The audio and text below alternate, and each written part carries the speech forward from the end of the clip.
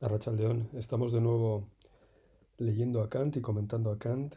Esta va a ser la segunda parte de nuestra lectura de la fundamentación de la metafísica de las costumbres. Y hoy, para empezar suave, pues vamos a coger otro libro. En lugar de coger a Kant, vamos a empezar más suave. Y también para que veáis que Kant no es alguien completamente ajeno a nuestra cultura o a nuestra tradición literaria. Por casualidad tenía aquí los proverbios y cantares de Antonio Machado y en uno de ellos me encuentro esto, que os voy a leer. Tartarín en Königsberg, con el puño en la mejilla, todo lo llegó a saber. Estas tres líneas de Antonio Machado son sobre Immanuel Kant, por supuesto, que como sabéis nació y vivió toda su vida en la ciudad prusiana de Königsberg. Y fijaos lo que dice, con el puño en la mejilla, ese es uno de los retratos más conocidos de Kant, que seguramente habréis visto, todo lo llegó a saber. La admiración de Machado por nuestro Kant. Y no es el único, por supuesto. Humberto Eco, por ejemplo, tiene un volumen de columnas periodísticas en el que, así como de pasada, nos recomienda que volvamos a Kant. Pero sin salir de Antonio Machado, hay otro proverbio muy interesante que seguramente os sonará. Dice así: los ojos porque suspiras, sábelo bien, los ojos en que te miras son ojos porque te ven. Seguro que habéis escuchado alguna vez este pequeño poema, ¿verdad? Los ojos en que te miran son ojos porque te ven. Y esto tiene que ver directamente con, con nuestra lectura de Kant. Si recordáis, en el anterior vídeo lo habíamos dejado en la segunda fórmula del imperativo categórico, cuando hablábamos de, recordaréis, el primero tiene que ver con la voluntad, el segundo tiene que ver con los medios y los fines. ¿Sí? Bien, pues seguramente una de nuestras intuiciones éticas fundamentales es esta idea, ¿no? De que las personas somos algo más que cosas, ¿verdad? Esto es una idea fundamental en Kant. Tiene que ver con nuestras ideas, con intuiciones básicas sobre la justicia, sobre la dignidad, sobre el respeto que nos debemos entre nosotros y a nivel más práctico, pues con si nos parecen repugnantes desde el punto de vista moral, realidades como la esclavitud, o la explotación o la prostitución, en el fondo tiene que ver con esto, ¿no? Con esta idea de Machado y de Kant también, de que los ojos en que te miras no son ojos porque tú los veas, sino que son ojos porque te ven. Es decir, no son una cosa, son una persona. Y esto es lo que Kant nos está diciendo en los fragmentos que vamos a empezar a leer. Las personas tenemos intenciones propias, somos autónomas. Y en ese sentido nos separamos de las cosas, como él dice, eh, y por eso somos fines en sí mismos. ¿De acuerdo? No somos, y el valor que tienen las demás personas para nosotros no es efecto de nuestra acción. El ojo que yo veo no es valioso porque lo veo, porque es hermoso, porque me gusta, sino que constituye un fin objetivo, como dice Kant en la página 138 de la edición de Alianza. Son cosas cuya existencia supone un fin en sí mismo. El ojo me ve y es ojo porque me ve, no es ojo porque lo veo yo. ¿De acuerdo? De nuevo, en esta intuición tan central, tan fundamental, tenemos un descentramiento del sujeto kantiano. ¿Mm? Kant quería, eh, como sabéis, protagonizar una revolución copernicana, quería sacarnos del antropocentrismo, por así decirlo. Y eso también se ve aquí. Bien, hemos hablado de dos fórmulas del imperativo categórico, pero como sabéis, si habéis continuado leyendo, os habéis dado cuenta que hay más. En la fundamentación de la metafísica de las costumbres hay cuatro fórmulas distintas del imperativo categórico. En esta segunda parte vamos a examinar las dos que nos faltan. La tercera se la suele conocer como la fórmula de la autonomía, ¿eh? Algo ya hemos anunciado antes. Eh, Kant no, a diferencia de los anteriores, Kant no formula esta versión del imperativo categórico como un imperativo, ¿eh? No dice obra de tal manera, etcétera. Pero dice lo suficiente para poder transformarlo en un imperativo, ¿de acuerdo? Sería algo así como obra, como si mediante la máxima de tu acción tu voluntad se convirtiera en legislador universal. Esto suena bastante similar a la primera formulación, la de la autonomía. Sin embargo, según algunos comentaristas, parece que el matiz es distinto. Así como en la primera fórmula, obra como si la máxima de tu acción pudiera convertirse por tu voluntad en una ley universal de la naturaleza, el énfasis parece que está en la obediencia a la ley. ¿De acuerdo? En esta, sin embargo, el énfasis está en nuestro estado, en nuestra naturaleza, como legisladores universales, más que como eh, seres que obedecemos leyes, que también lo somos, como veréis. Y esto, por supuesto, tiene que ver con la idea de dignidad que ya la introdujo Kant en la segunda formulación del imperativo categórico. Algunas notas sobre esto. La idea es actuar siguiendo máximas compatibles con que todos pudieran actuar de esa manera. Ese es un poco lo que ya hemos visto en la primera fórmula, ¿no? Eh, en este estado del razonamiento kantiano, lo que partiendo de ahí nos lleva a actuar como si mediante la máxima de tu acción tu voluntad se convirtiera en legislador universal. ¿De acuerdo? Por eso decimos que en la primera formulación más bien es pensar, bueno, ¿qué, ¿qué pasaría si todos obedecieran esta ley? ¿De acuerdo? ¿No? El énfasis está en la obediencia. Y aquí más bien dice, bueno, ¿qué ley puedo proponer yo como obligatoria para todos? Mm, Ojo con lo que dice en la página 157. La autonomía de la voluntad es aquella modalidad de la voluntad por la cual ella es una ley para sí misma. Esto viene a decir que la autonomía no es algo permanente, no es algo asegurado. Es más bien un estado, como él dice, una modalidad de la voluntad. Eh, nuestra voluntad puede dejar de ser autónoma y de hecho, según Kant, eso ocurre muy, muy a menudo.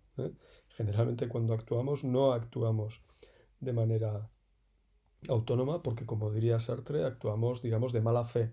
Actuamos diciendo, no, tenía que hacerlo, estaba obligado, no tengo otro remedio. Todo eso, si leéis a Sartre, veréis que son maneras de escapar de nuestra libertad, diría Sartre, ¿verdad? Bueno, pues está también en Kant. Y en la segunda cita veréis que está íntimamente ligado a la idea de dignidad. ¿Eh? Para Kant, la dignidad de un ser racional es esa característica según la cual, paradójicamente, el ser racional no obedece a ninguna otra ley salvo la que se da simultáneamente él mismo. Bueno, ¿esto cómo lo podemos interpretar? Bien, para entenderlo, Kant utiliza una fórmula que ha dado mucho juego, una fórmula muy sugestiva, muy sugerente, que es la fórmula del reino de los fines. Y esta sería la cuarta fórmula del imperativo categórico. Obra según máximas de un miembro que legisla universalmente para un reino de los fines simplemente posible. Kant dedica bastantes páginas a explicar qué es esto del reino de los fines y en cierto sentido es como una recapitulación de las demás formulaciones del imperativo categórico. De hecho, podría decirse que combina las demás fórmulas porque, para empezar, requiere que conformemos nuestras acciones a las leyes de una legislación moral ideal. Esta legislación incluye leyes universales que obligan a todas las voluntades racionales, incluyendo la nuestra, y esas leyes son, como dice Kant, un, conforman un reino de los fines simplemente posible, ¿eh? Y esto quiere decir que, que es únicamente posible, no es real, ¿eh? Es un ideal, como dice en la página 146. Es decir, es un artefacto que nos ayuda a entender mejor cómo debemos actuar, ¿eh? No es una realidad.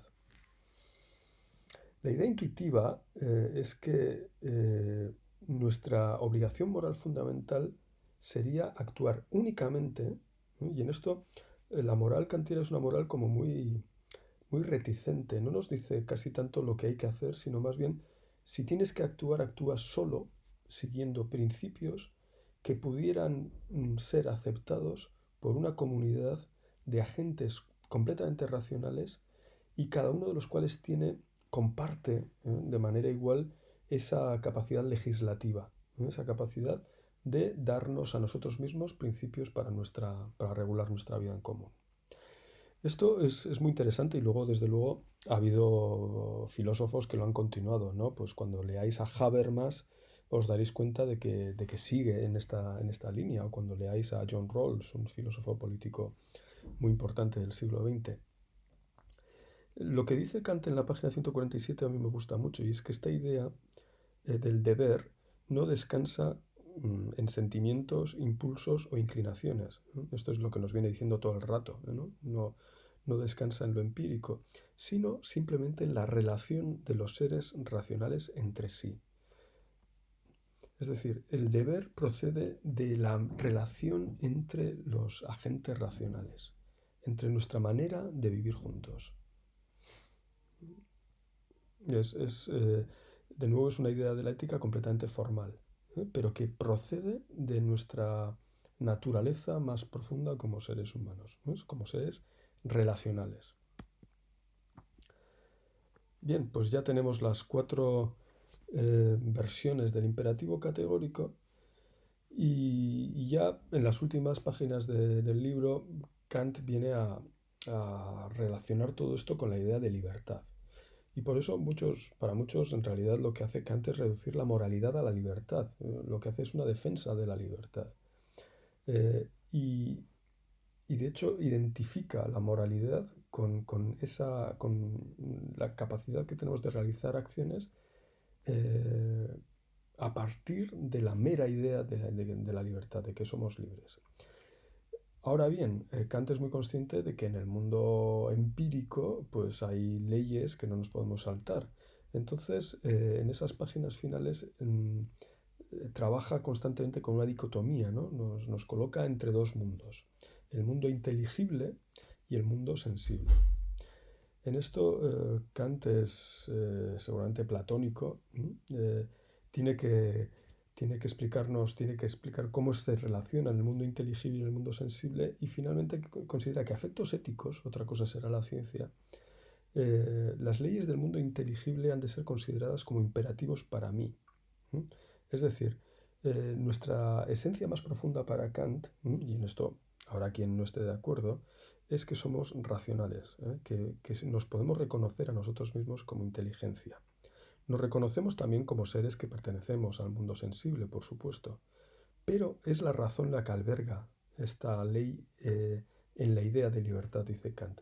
Y por lo tanto, para Kant la primacía está ahí, está en la autonomía de la voluntad. Es, por supuesto, pues una posición, digamos, optimista, ¿no? Y racionalista, un poco como Sócrates, ¿no? Y en estas 2 citas finales con las que terminaremos ya nuestra interpretación, nuestro comentario van por ahí, ¿no? Dice Kant que ni siquiera la peor de las personas, el peor de los malvados, eh, no deja de desear, si se le explica bien, eh, mm, ser una buena persona. Las personas malas son malas porque son prisioneras de sus inclinaciones e impulsos, nos dice Kant. Y profundamente, íntimamente desean verse libres de semejantes inclinaciones que son penosas para él, dice. Por eso, la idea para Kant es una idea un poco ascética, la voluntad debe librarse de los impulsos de la sensibilidad, identificarse con la parte racional, esto de nuevo es muy platónico, y de esa manera trasladarse a un orden de cosas muy distinto al de los apetitos. En ese mundo inteligible, dice Kant, cobra conciencia de una buena voluntad y si no la cumple, eso no quiere decir que no reconozca la ley. Más bien, eh, la mala voluntad reconoce esa ley cuya autoridad está desobedeciendo. Bien. Esto, por supuesto, es una posición fuerte que nos coloca en una situación tensa, porque obviamente vivimos en un mundo en el que estamos llenos de necesidades naturales y nuestra inclinación primaria es seguir las inclinaciones. Entonces, Kant en esto pues es un rigorista, ¿no? Dice, bueno, pues la naturaleza está ahí, pero a la naturaleza hay que vencerla. Eh, y, y él reconoce que no es fácil, ¿no? Por eso él dice que el camino de la necesidad natural es mucho más llano que el de la libertad.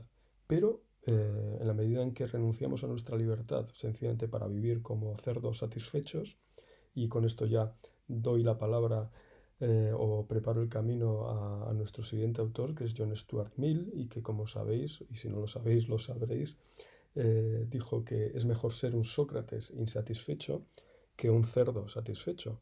Bueno, pues Kant en esto no está, no es muy distinto de John Stuart Mill. Dice que el sendero de la libertad constituye la única senda sobre la cual resulta posible valerse de la propia razón en nuestro hacer y dejar hacer. De manera que podemos buscar argucias, dice él, para dejar de pensar que somos libres, pero íntimamente lo somos y somos morales en la medida en que reconozcamos eso y actuemos en consecuencia. Pues bien, no quería alargarme más de 15 minutos en cada uno de estos vídeos, ya vamos 17, así que termino recomendándoos pues, algunos materiales si queréis ampliar.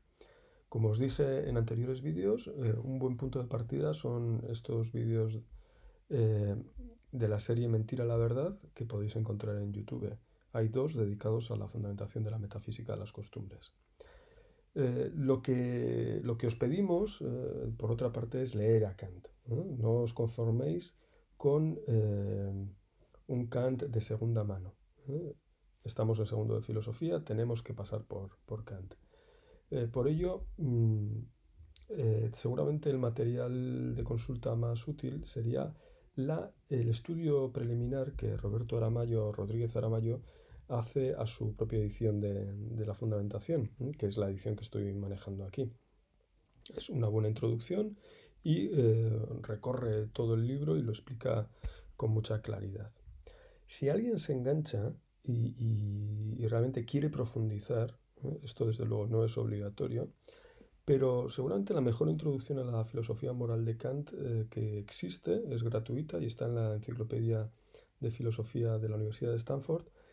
Está ahí online, está en inglés, es un texto largo, muy completo y seguramente lo mejor que podéis leer para profundizar en la teoría moral de Kant, si es que alguien le da por ahí. Pero de nuevo os digo que no es obligatorio. Lo importante es que leáis a Kant y que luchéis un poco con él.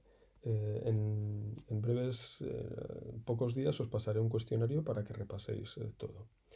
Y con esto pues terminamos estas clases dedicadas a la fundamentación de la metafísica de las costumbres de Kant.